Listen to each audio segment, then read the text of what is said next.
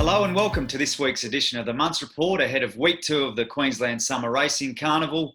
And joining us this week is Munce Racing foreman Alan Russell, who's been passed the baton from Chris Munce this week. Welcome, Al. It's been a while since you've been on the show, so good to have you back. It's obviously an exciting time of year with the Summer Carnival ramping up, and how's things there at the stable?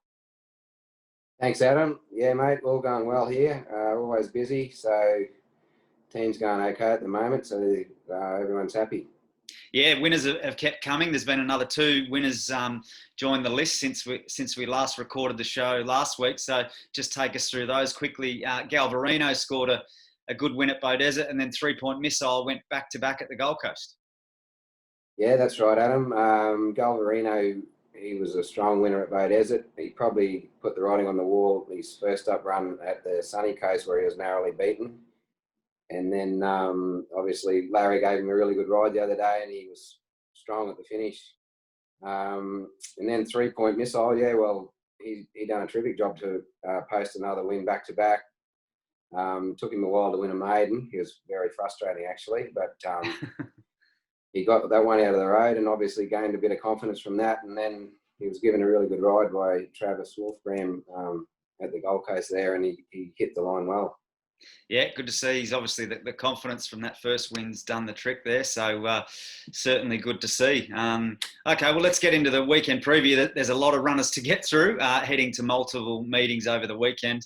Let's kick off with Doomben, where it's Recognition Stakes Day on Saturday. The stable has 2 runners lining up in the listed event, which is worth $125,000. The runners being Boom Sarah and Stampy. How have they been heading into the race, and what did you make of their last runs? Yeah, look, Adam, to be fair, Boom Sarah was a little bit below par his last start, we thought. So Chris has tinkered with a few things with gear and a little bit with his training, just hoping we can turn things around and look for a lot better showing this weekend. He has drawn poorly, so that's going to be a bit of a trick. Not sure how he wants him to be ridden yet, but if he can overcome the alley, we're confident that he can run a much improved race. He's continued to work well, he looks well, and he's doing well at the stable, so we're just hoping. So Stampy, his 2 runs back in have been terrific. He ran really good first up, and then second up, he was chasing home Jonker in the track record time. He never disgraced himself at all. He actually hit the line well, and was a nice run. So on Saturday, he's drawn well. He should get a good run, and he's got the right weight. So we're thinking he'll run a bowl race again. He's a very tough horse and continues to train on well. Very good. Yeah, he's third up here. So Stampy jumps from barrier 6 with Jim Byrne aboard, and Justin Huxtable rides Boom Sarah from gate 12. As you mentioned, a bit of a tricky gate there. So we'll see how that all pans out. That's not the only listed race on the program. There's also the Spirit of Boom Classic for the fillies and mares, where Skate to Paris kicks off her summer campaign. She's obviously coming off a huge, I guess, late winter prep, wasn't it, where she was just on a roll with 3 winners from 4 starters at the back end of her preparation there. How's she heading into this one? Yeah, that's right, Adam. She was flying last time in, and it appears everything's good again this time too. She's come back in good nick. The trials have been really good, and track work suggests that she's ready to go. It's probably a little bit short of her best, 1200, but she's drawn a good gate, and so look for her to be finishing very strongly. But yeah, we think we're in for another good prep with her. Yeah, it'll be interesting to see how she finishes off, as you said, probably flashing late at some stage. So they're the 3 runners for the Saturday feature meeting at Doomben. There's a host of other runners heading to various meetings over the weekend. Dolby meeting on Friday. There's 3 runners heading out there. Race 1 is the Fillies and Mares Maiden Handicap over the 1200, and Tan Din lines up here. Jaden Lloyd takes the ride. I believe it's his first ride back in Queensland, the son of champion Jeff, and he is aboard Tan Din here from a tricky wide barrier. Yes, Tan Din, so she's been racing okay without a lot of luck the last few runs.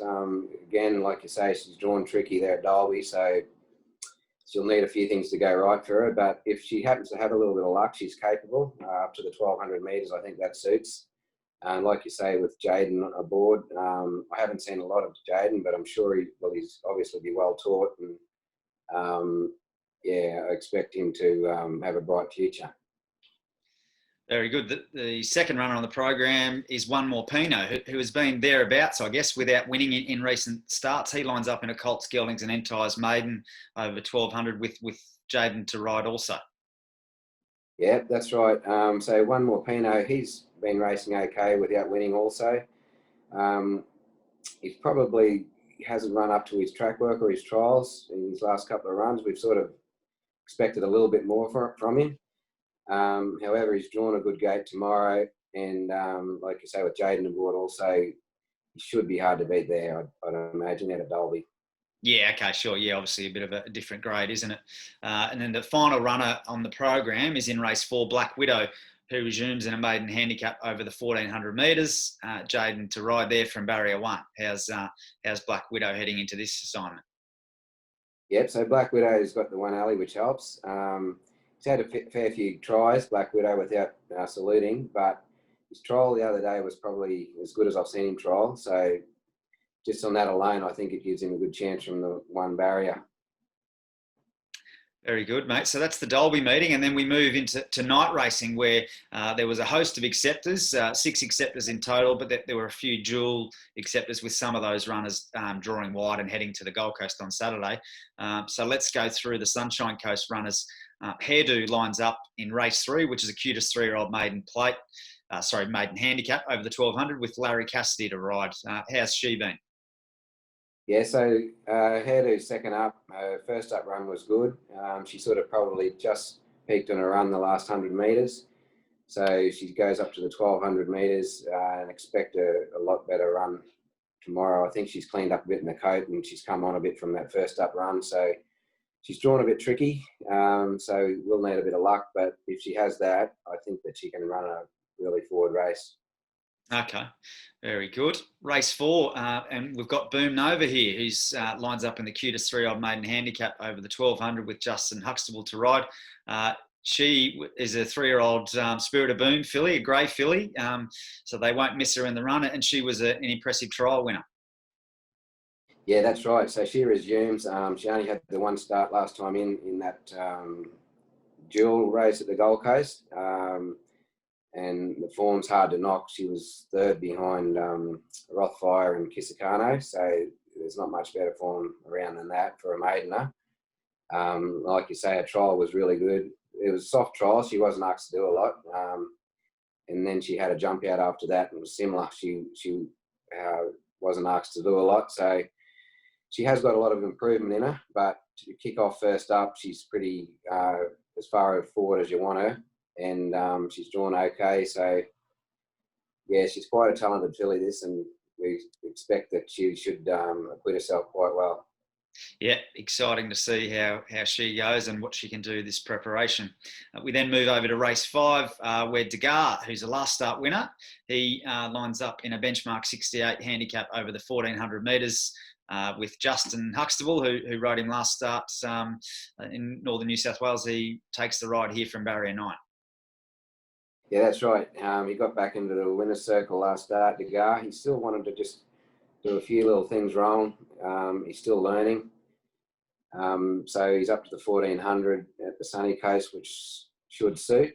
I believe he's come on from that run at Grafton. He's tightened up a bit fitness-wise, so expect a pretty forward showing from him, I believe, yeah. Okay, very good. See if the momentum continue there. And then it's usually often the last anyway, race 9, but it's a 10-race program. Race 9, Brannigan is here in a maiden plate over the 1300 metres with Larry Cassidy to ride. How's Brannigan been in recent times? He sort of trialled well and then was sort of competitive at Ipswich first up. Yeah, that's right, Adam. He did trial good and then he raced well first up at Ipswich. He hit the line well. He was back the fairway in the run, but wound up late to finish second.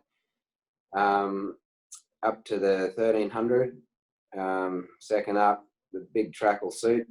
we've sort of worked him out that he just likes to find his feet a little bit. So I'm sure that's how Chris will want him ridden again, and big straight will hopefully suit him. So if he can improve a little bit from his first up run, well, no doubt he'll be in the mix there. Very good, mate. So that's the Sunshine Coast program. And then to round out the weekend, there's 4 runners in total heading down the M1 to the Gold Coast on Saturday. Race 1, the Landing, lines up here in a maiden plate, 1,800 metres here with Travis Wolfgram to ride, stepping up from the 1,400. Do you think that'll suit a horse like him, that step up in trip? I do, yeah. I think that he's still a work in progress, this horse. He's got good ability. He's shown a lot of ability on the track. He's just struggling to get it all together race day, but I'm sure with every run he's getting better. So, and he sort of suggested that he will get a trip. So I think that will help up to the 1,800. I think he'll still be better in another 6 months mentally, but like I said, he'll keep improving every run he has. So I expect a little bit more of an improved run from his last start. He didn't go too bad the other day. He was just sort of still a little bit lost and on and off the bit, but he's getting there slowly. Okay, very good. Interesting to see how he goes. We then move over to race 3, which is a maiden plate over 1,200 metres, and I guess you'd call them 2 progressive fillies line up here in Sakura Star and Goldschlager, who I guess shown ability previously and on the track, and still young as both as 3-year-olds. Yeah, that's right. They are nice fillies going forward. They had pretty good preps last time in without winning, each of them. So their form's a little bit similar like that. But I know Chris was hoping he could split them up, but just through circumstances with barriers and the way the programming fell, just had to run them against one another. So it'll be interesting. It'd be hard to split them, actually. They both sort of come back in good nick. They both trial well leading into this. Sakura Star's got the better barrier. So it's just a matter of where they end up in the run and who has the best luck. But they're both going terrific, them 2 fillies. Okay, yeah, and probably both to keep an eye on moving forward into the future.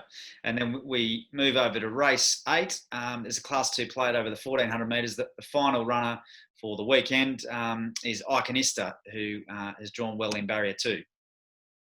Yeah, that's right. So we're hoping this start that she's a little bit fitter and she's ready to win. Last start, she sort of appeared to loom up to win and just faded on the run the last little bit. To me, she looks a bit fitter, and I expect her to improve a little bit out of her last start going into this run. So if that's the case, she should be pretty close to the mark and expect her forward showing.